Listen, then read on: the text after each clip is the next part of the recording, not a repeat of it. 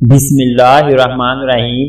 حضرت سلمان فارسی رضی اللہ تعالیٰ عنہ اسلام سے قبل مجوسی تھے اور مجوسی نام مابا تھا۔ اسلام کے بعد سلمان رکھا گیا اور بارگاہ نبوت سے سلمان رضی اللہ تعالیٰ عنہ الخیر لقب ملا۔ آپ کے والد اصفہان کے جین نامی گاؤں کے باشندے اور وہاں کے زمینداروں کاشتکار تھے۔ ان کو حضرت سلمان رضی اللہ تعالیٰ عنہ سے اس قدر محبت تھی کہ ان کو لڑکیوں کی طرح گھر کی چار دیواری سے نکلنے نہ دیتے تھے۔ آتش کدا کی دیکھ بھال انہی کے متعلق کر رکھی تھی، کیونکہ مذہبی جذبہ ان میں ابتدا سے تھا، اس لیے جب تک آتش پرست رہے اس وقت تک آتش پرستی میں سخت غلبہ رہا اور نہایت سخت مجاہدات کیے۔ شب و روز آگ کی نگرانی میں مشغول رہتے تھے، حتیٰ کہ ان کا شمار ان پجاریوں میں ہو گیا تھا جو کسی وقت آگ کو بجھنے نہیں دیتے تھے۔ ان کے والد کا ذریعہ معاش زمین تھی، اس لیے زراعت کی نگرانی وہ بذات خود کرتے تھے۔ ایک دن وہ گھر کی مرمت میں مشغولیت کی وجہ سے کھیت نہ جا سکے اور اس کی دیکھ بھال کے لیے سلمان رضی اللہ تعالیٰ عنہ کو بھیج دیا۔ ان کو راستہ میں ایک گرجا ملا، اس وقت اس میں عبادت ہو رہی تھی۔ نماز کی آواز سن کر دیکھنے کے لیے گرجے میں چلے گئے۔ نماز کے نظارے سے ان کے دل پر خاص اثر ہوا اور مزید حالات کی جستجو ہوئی اور عیسائیوں کا طریقہ عبادت اس قدر بایا کہ بے ساختہ زبان سے نکل گیا کہ یہ مذہب ہمارے مذہب سے بہتر ہے۔ چنانچہ کھیتوں کا خیال چھوڑ کر اسی میں محو ہو گئے۔ عبادت ختم ہونے کے بعد عیسائیوں سے پوچھا کہ اس مذہب کا سر چشمہ کہاں ہے؟ انہوں نے کہا کہ ملک شام میں۔ پتہ پوچھ کر گھر واپس آئے۔ باپ نے پوچھا اب تک کہاں رہے؟ جواب دیا کچھ لوگ گرجے میں عبادت کر رہے تھے، مجھ کو ان کا طریقہ ایسا بلا معلوم ہوا کہ غروب آفتاب تک وہیں رہا۔ باپ نے کہا وہ مذہب تمہارے مذہب کا پاسنگ بھی نہیں ہے۔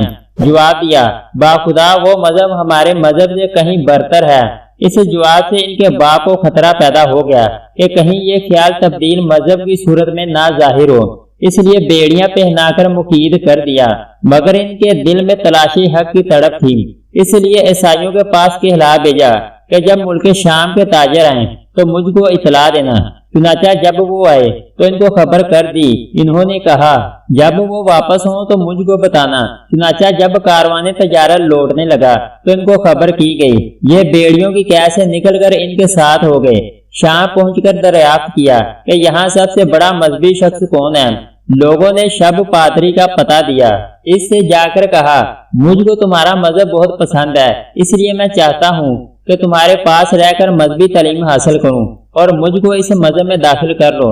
چنانچہ مجوسیت کی آتش کدا سے نکل کر آسمانی بادشاہت کی پناہ میں آ گئے، مگر یہ پادری بڑا بد اعمال اور بد اخلاق تھا۔ لوگوں کو صدقہ کرنے کی تلقین کرتا، جب وہ دیتے تو اس کو فقراء و مساکین میں تقسیم کرنے کی بجائے خود لے لیتا۔ اس طریقہ سے اس کے پاس سونے اور چاندی کے 7 مٹکے جمع ہو گئے۔ حضرت سلمان اس کی حرص کو دیکھ دیکھ کر پیچو تاب کھاتے تھے، مگر زبان سے کچھ نہ کہہ سکتے تھے۔ اتفاق سے وہ مر گیا۔ عیسائی شان و شوکت کے ساتھ اس کی تجہیز و تکفین کرنے کے لیے جمع ہو گئے۔ اس وقت انہوں نے اس کا سارا اعمالنامہ ان لوگوں کے سامنے کھول کر رکھ دیا۔ لوگوں نے پوچھا تم کو کیسے معلوم ہوا؟ انہوں نے ان کو لے جا کر اس خزانہ کے پاس کھڑا کر دیا۔ تلاشی لی گئی تو واقعی 7 مٹکے سونے چاندی سے بھرے ہوئے برآمد ہوئے۔ عیسائیوں نے اس کی سزا میں نوش دفن کرنے کی بجائے صلیب پر لٹکا کر سنسار کر دیا۔ اس کی جگہ دوسرا پادری مقرر ہوا۔ یہ بڑا عابد و زاہد اور تارک دنیا تھا، شب و روز عبادت الہی میں مشغول رہتا، اس لیے حضرت سلمان رضی اللہ تعالیٰ عنہ اس سے بہت زیادہ مانوس ہو گئے اور دلی محبت کرنے لگے اور آخر تک اس کی صحبت سے فیضیاب ہوتے رہے۔ جب اس کی موت کا وقت قریب آیا تو اس سے کہا میں آپ کے پاس عرصہ تک نہایت لطف و محبت کے ساتھ رہا، اب آپ کا وقت آخر ہے، اس لیے آئندہ کے لیے مجھ کو کیا ہدایت ہوتی ہے؟ اس نے کہا میرے علم میں کوئی ایسا عیسائی نہیں ہے جو مذہب عیسوی کا سچا پیروکار ہو۔ سچے لوگ مر کھپ گئے اور موجودہ عیسائیوں نے مذہب کا بہت کچھ بدل دیا ہے اور بہتر اصول تو سرے سے چھوڑ ہی دیے ہیں۔ ہاں موصل میں فلاں شخص دین حق کا سچا پیروکار ہے، تم جا کر اس سے ملاقات کرو۔ چنانچہ اس پادری کی موت کے بعد حق کی جستجو میں وہ موصل پہنچے اور تلاش کر کے اس سے ملے اور پورا واقعہ بیان کیا کہ فلاں پادری نے مجھ کو ہدایت کی تھی کہ آپ کے یہاں ابھی تک حق کا سر چشمہ ابلتا ہے اور میں آپ سے مل کر فیضیاب ہونا چاہتا ہوں۔ اس نے ان کو ٹھہرا لیا۔ پہلے پادری در حقیقت بڑا متقی اور پاکباز تھا، اس لیے حضرت سلمان رضی اللہ تعالیٰ عنہ نے آئندہ کے متعلق اس سے بھی وصیت کی خواہش کی۔ اس نے نصیبین میں ایک شخص کا پتہ دیا، چنانچہ اس کی موت کے بعد وہ نصیبین پہنچے اور پادری سے مل کر دوسرے پادری کی وصیت بتائی۔ یہ پادری بھی پہلے دونوں پادریوں کی طرح بڑا عابد و زاہد تھا۔ حضرت سلمان یہاں مقیم ہو کر اس سے روحانی تسکین حاصل کرنے لگے۔ ابھی کچھ ہی دن اس کی صحبت سے فائدہ اٹھایا تھا، اس کا وقت بھی آ پہنچا۔ حضرت سلمان رضی اللہ تعالیٰ عنہ نے گزشتہ پادریوں کی طرح اس سے بھی آئندہ کے متعلق مشورہ طلب کیا۔ اس نے اموریہ میں گوہر مقصود کا پتہ بتایا۔ چنانچہ اس کی موت کے بعد انہوں نے اموریہ کا سفر کیا اور وہاں کے پادری سے مل کر پیغام سنایا اور اس کے پاس مقیم ہو گئے۔ کچھ بکریاں خرید لیں، ان سے مادی غذا حاصل کرتے تھے اور صبر و شکر کے ساتھ روحانی غذا پادری سے حاصل کرنے لگے۔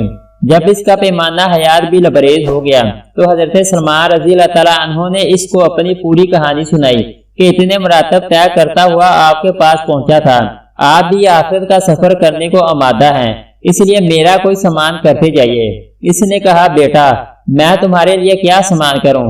آج دنیا میں کوئی شخص ایسا باقی نہیں ہے جسے ملنے کا تم کو مشورہ دوں۔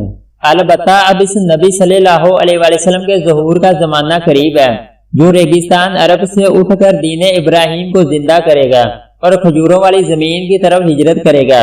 اس کے علامات یہ ہیں کہ وہ ہدیہ قبول کرے گا اور صدقہ اپنے لیے حرام سمجھے گا۔ اس کے دونوں شانوں کے درمیان مہر نبوت ہوگی۔ اگر تم اس سے مل سکو تو ضرور ملنا۔ اس پادری کے مرنے کے بعد حضرت سلمان رضی اللہ تعالیٰ عنہ عرصہ تک اموریہ میں رہے۔ کچھ دنوں کے بعد بنو کلب کے تاجر ادھر سے گزرے۔ حضرت سلمان رضی اللہ تعالیٰ عنہ نے ان سے کہا کہ اگر تم مجھ کو عرب پہنچا دو تو میں اپنی گائیں اور بکریاں تمہاری نظر کر دوں گا۔ وہ لوگ تیار ہو گئے، لیکن ان عربوں نے وادی القرا میں پہنچ کر دھوکہ دیا اور ان کو ایک یہودی کے ہاتھ غلام بنا کر فروخت کر ڈالا۔ مگر یہاں کھجور کے درخت نظر آئے، جس سے تو آس بندی کہ شاید یہی وہ منزل مقصود ہو جس کا پادری نے پتہ دیا تھا۔ تھوڑے دن ہی قیام کیا تھا کہ یہ امید بھی منقطع ہو گئی۔ آقا کا چچا زاد بھائی مدینہ سے ملنے آیا۔ اس نے حضرت سلمان رضی اللہ تعالیٰ عنہ کو اس کے ہاتھ بھیج دیا۔ وہ ان کو اپنے ساتھ مدینہ لے چلا اور سلمان غلامی در غلامی سہتے ہوئے مدینہ پہنچے۔ در حقیقت اس غلامی پر جو کسی کی آستانے ناز تک پہنچا دے، ہزاروں آزادیاں قربان ہیں۔ جوں جوں محبوب کی منزل قریب ہوتی جاتی تھی، کشش بڑھتی چلی جاتی تھی اور آثار و علامات بتاتے تھے کہ شاید مقصود کی جلوہ گاہ یہی ہے۔ اب ان کو پورا یقین ہو گیا اور دیدار جمال کی آرزو میں یہاں دن کاٹنے لگے۔ اس وقت آفتاب رسالت کا مکہ پر جلوہ ہو چکا تھا، لیکن جو رستم کے بادلوں میں چھپا تھا۔ سلمان رضی اللہ تعالیٰ عنہ کو آقا کی خدمت سے اتنا موقع نہ ملتا تھا کہ خود اس کا پتہ لگاتے۔ آخر انتظار کرتے کرتے وہ یوم مسعود بھی آ گیا کہ مکہ کا آفتاب عالمتاب مدینہ کے افق پر طلوع ہوا۔ حرمین نصیب سلمان رضی اللہ تعالیٰ عنہ کی شب ہجرت تمام ہوئی اور صبح امید کا اجالا پھیلا، یعنی سرور عالم صلی اللہ علیہ وآلہ وسلم ہجرت کر کے مدینہ تشریف لائے۔ سلمان رضی اللہ تعالیٰ عنہ کھجور کے درخت پر چڑھے کچھ درست کر رہے تھے۔ آقا نیچے بیٹھا ہوا تھا کہ اس کو چچا زاد بھائی نے آ کر کہا، خدا بنی قبیلہ کو غارت کرے، سب کے سب قبا میں ایک شخص کے پاس جمع ہیں جو مکہ سے آیا ہے، یہ لوگ اس کو نبی سمجھتے ہیں۔ سلمان رضی اللہ تعالیٰ عنہ کے کانوں تک اس خبر کا پہنچنا تھا کہ یا رائے ضبط نہ رہا، صبر کا دامن چھوٹ گیا، بدن میں سنسناہٹ پیدا ہو گئی اور قریب تھا کہ کھجور کے درخت پر سے فرش زمین پر آ جائیں۔ اسی مدہوشی میں جلد از جلد درخت سے نیچے اترے اور بدحواسی میں بے تحاشا پوچھنے لگے، تم کیا کہتے ہو؟ آقا نے اس سوال پر گونسا مار کر ڈانٹا کہ تم کو اس سے کیا غرض، تم اپنا کام کرو۔ اس وقت سلمان رضی اللہ تعالیٰ عنہ خاموش ہو گئے، لیکن اب صبر کیسے تھا؟ کھانے کی چیزیں پاس تھیں، ان کو لے جا کر دربار رسالت میں حاضر ہوئے اور عرض کیا، میں نے سنا ہے کہ آپ صلی اللہ علیہ وآلہ وسلم خدا کے برگزیدہ بندے ہیں اور کچھ غریب الدیار اور اہل حاجت آپ صلی اللہ علیہ وآلہ وسلم کے ساتھ ہیں۔ میرے پاس چیزیں صدقہ کے لیے رکھی تھیں، آپ لوگوں سے زیادہ اس کا کون مستحق ہو سکتا ہے؟ اس کو قبول فرمائیے۔